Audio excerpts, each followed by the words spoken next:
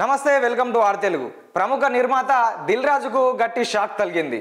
ఆయన నివాసం మరియు కార్యాలయం పైన ఆదాయ శాఖ వాళ్ళు తనిఖీలు చేపడుతున్నారు. మొన్న సంక్రాంతి పండుగ సందర్భంగా దిల్ రాజు గారు నిర్మించినటువంటి 2 సినిమాలు విడుదలయ్యాయి.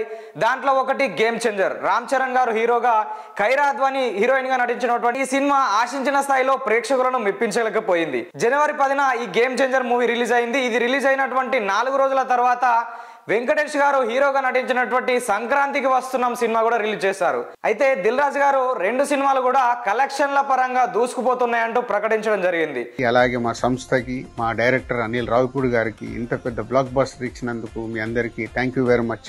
ఈ నేపథ్యంలో ఆదాయ పన్ను శాఖ వల్ల కన్ను దిల్ రాజు గారిపై పడింది. ఇక హైదరాబాద్ లోని దాదాపు 8 చోట్ల ఈ ఐటీ తనిఖీలు చేపడుతున్నారు.